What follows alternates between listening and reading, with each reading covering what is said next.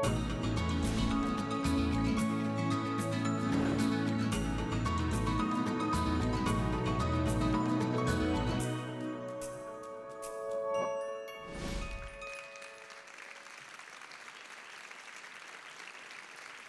my name is Joe Fulton. I'm one of the vascular specialists at the UNC Center for Heart and Vascular Care. Today I'd like to talk to you about complicated venous disease and what we can do at UNC to help you manage these sometimes complicated patients. Patients with chronic venous disorders can present with a wide spectrum of morphology as well as clinical symptomatology. When patients present to us in clinic, we like to use a standardized classification system to be able to identify these patients. This can range anywhere from the class 0 patient, which is asymptomatic, to the class 3 patient with edema, and then our class 5 and 6, which are those patients which have either healed ulceration with a class 5 or a current ongoing active ulceration with class 6. The cause of most of these problems with venous disorders is venous insufficiency. And what this is an elevated ambulatory venous pressure. Now we find that elevated ambulatory venous pressure closely correlates to symptoms. The larger the magnitude of ambulatory venous pressure, the more likely they are to have ulceration. We've found that those patients that have pressures less than 30 hardly ever get ulcers, while those patients that have pressures greater than 90 almost universally do have ulcerations. The determinants are complex when it comes to venous insufficiency. These can be venous reflux with either in the superficial, deep systems, or infrequently within the perforator veins within the legs. Venous obstruction is also a cause of this. Venous obstruction can be due to extrinsic compression, such as in May-Thurner syndrome, or with chronic DVT. Calf muscle pump dysfunction is becoming increasingly recognized as a cause of venous insufficiency of the lower extremity. This can be seen in patients that have decreased mobility at the level of the calf and ankle. In evaluating patients with venous disorders, one of the first stops that we have is the peripheral vascular lab.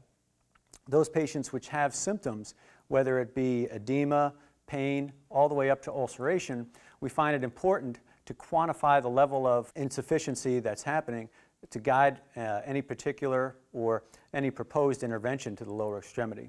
Our studies consist of a duplex examination.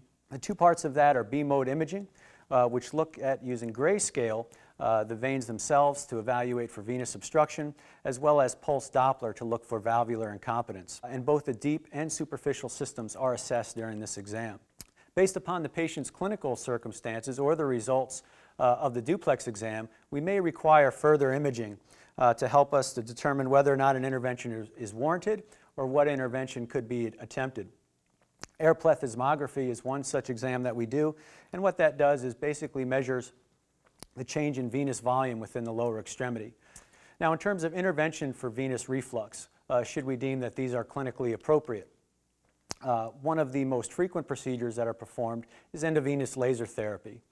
This is with reflux within the superficial system. This can be either the greater saphenous vein or the lesser saphenous vein. This is done as an outpatient procedure with local anesthetic. The basic principle of this is we use a percutaneously placed laser catheter to use basically heat to injure the lining of that vein, causing it to scar down, thereby taking away the route of reflux to the lower extremity. Aside from reflux, one of the problems can be venous obstruction. And I think especially in patients that have class 5 or 6 disease, again, those are those patients with either healed or active ulceration to the leg, we have to keep in mind that there is a high incidence of venous obstruction in the iliocaval system.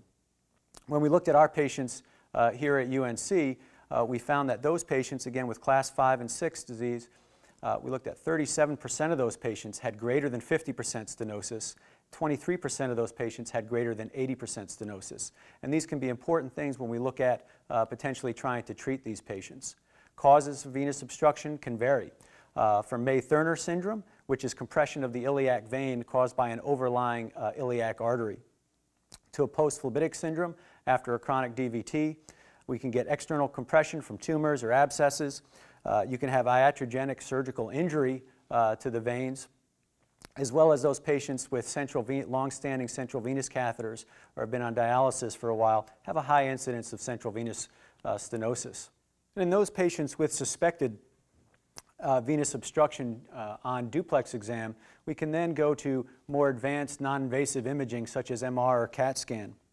And then based upon their clinical scenario, proceed then with either percutaneous interventions such as venoplasty or stenting. And then for either failed interventions or those that are more appropriately treated with open surgical repair, we have several options. And in summary, it's important to remember that compression therapy and good wound care is the cornerstone to our management of most of these patients. But interventions can improve symptoms as well as prevent recurrence in those difficult patients. So again, at UNC, while we do treat cosmetic, unsightly varicose veins, we tend to focus on symptomatic, more advanced, complex patients, which we hope to help you take care of in the future.